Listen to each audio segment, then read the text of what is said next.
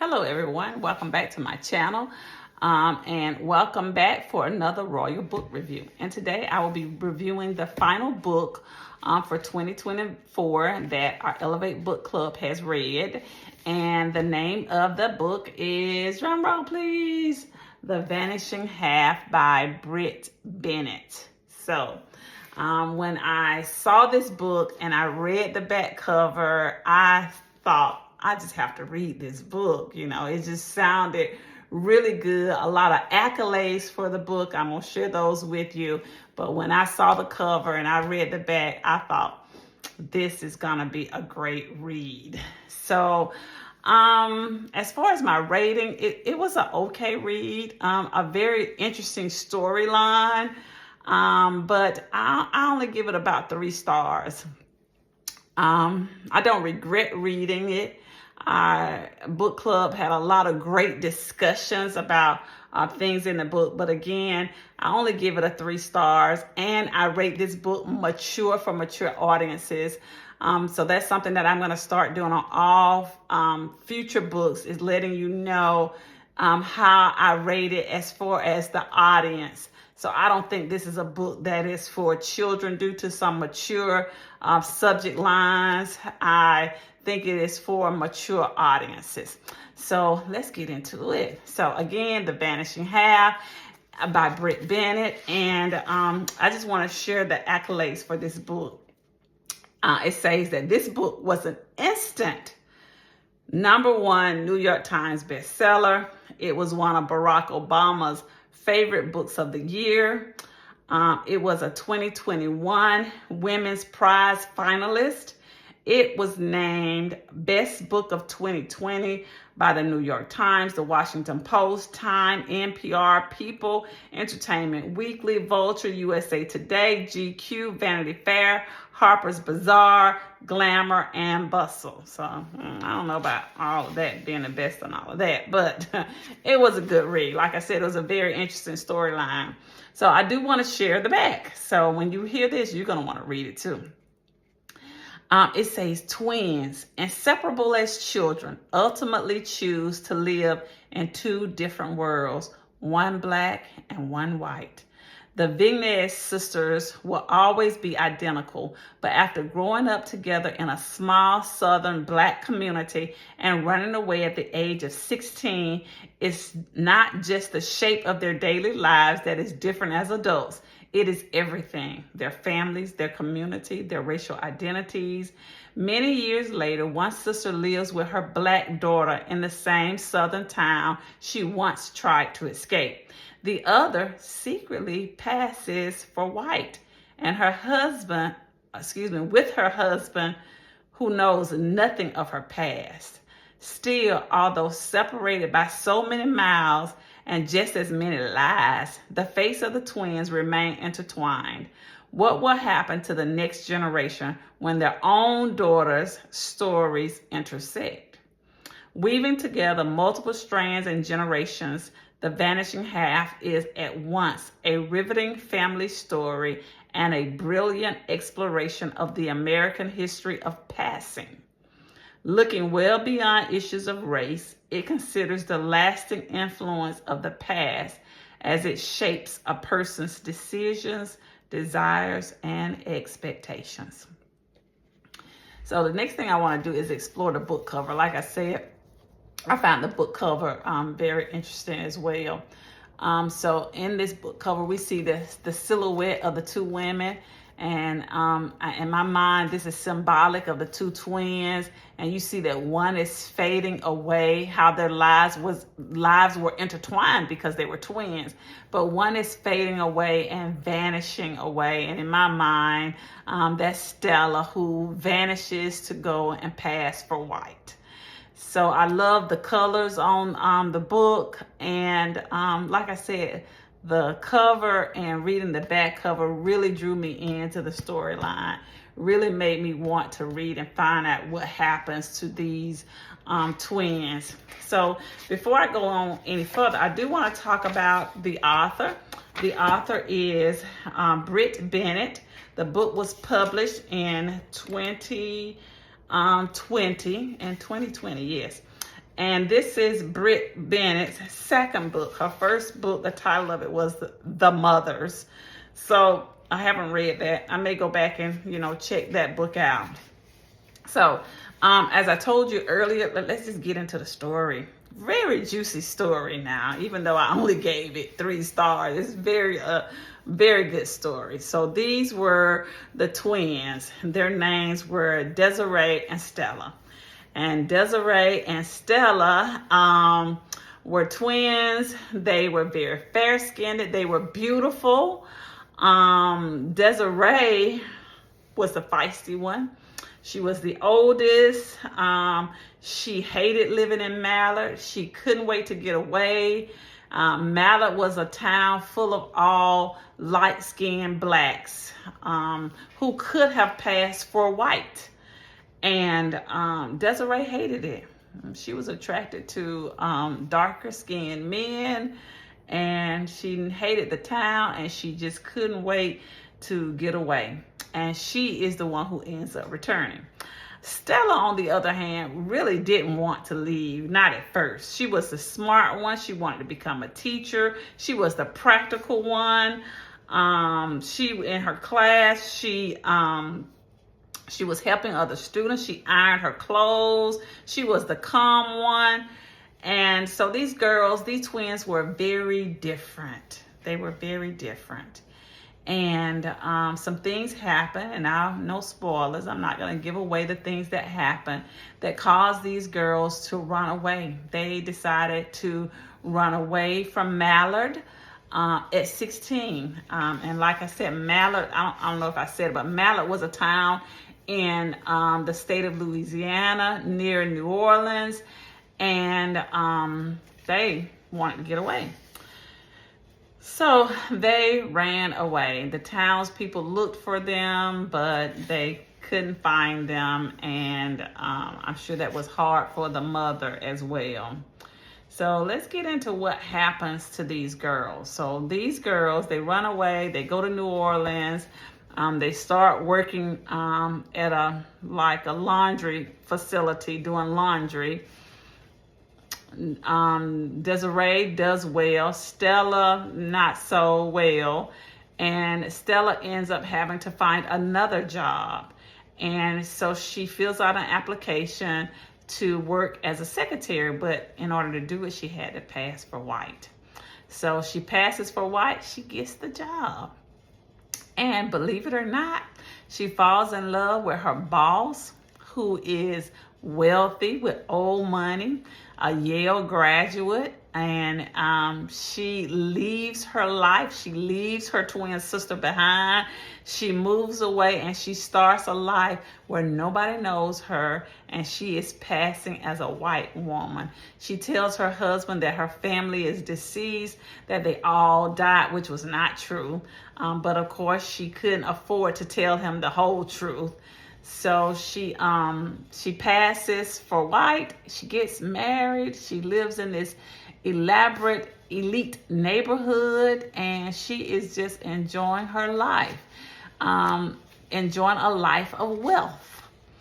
But she loses so much of herself, and she tells so many lies that she can't keep up with them anymore. So one interesting part of this story is, like I said, they live in this seclusive neighborhood, a very elite neighborhood. Well, the homeowners association in the neighborhood finds out that some blacks are moving next door, and Stella becomes very vocal that she doesn't want any blacks in her neighborhood. And really, she didn't want any blacks in her neighborhood because she said that it was easy to fool white people into thinking that she was white, but it was harder to fool black people. So really, she didn't want them in the neighborhood because she didn't want anyone to know that she was actually black. And she felt like a black neighbor could find out. So she was very vocal, very adamant that she didn't want any blacks in the neighborhood. And just started helped with the whole protest. And then a very ironic thing happens. She ends up befriending the black neighbors who actually move into the neighborhood and decide that if they aren't allowed to move in, that they're going to sue. So they're allowed to move into the neighborhood. And I just thought it was so odd that she was so vocal, then became friends and said that the black wife that moved in the neighborhood reminded her of her sister. So they become like really good friends, and their children start playing together. But Stella doesn't want the other neighbors to know. So, but they do find out. So that was all very interesting. I won't spill that. That was a good kind of juicy part of the book as well. So let me go back to Desiree. So Desiree, who was the one who couldn't wait to get away from Mallard, she goes on and she lives her life as well. She marries a dark-skinned black man. Their relationship is good until it becomes a situation of domestic violence. She has a baby from him. Her baby's name is Jude. And she knew she had to get away from the domestic violence. So she took Jude, and she and Jude moved back to Mallard. And I was just very disgusted with how the townspeople treated Jude in this story. When she was first introduced, the townspeople were like, she's so dark, she's blue-black. And I have not heard that in a long, long time. But the whole colorism comes out. But so Jude and Desiree moved back. And it's, they make things work there, but it is miserable for Jude, who is very smart. And in the end, it's pretty much of a success story. She goes on, to college, she goes to medical school. So I like her storyline. I think she probably was my favorite character in the book. So both ladies have daughters. I just told you that Desiree's daughter was Jude, and Stella had a daughter as well. And Stella's daughter is Kennedy. And Kennedy is a spoiled brat. She is just accustomed to having everything, and she's rebellious. She doesn't do well in school. She's on academic probation. I'm not sure whether she quit college or she got kicked out, but she was just not focused, very privileged. But the two daughters' lives intersect. Jude is working for a caterer on the side while she's in college, and that caterer ends up catering a party where Stella's husband is being recognized. And when Jude saw Stella, she knew it was Stella because her mama had talked about her twin sister. Her mama had really just mourned the fact that her twin sister had left her and just couldn't believe that she had done that.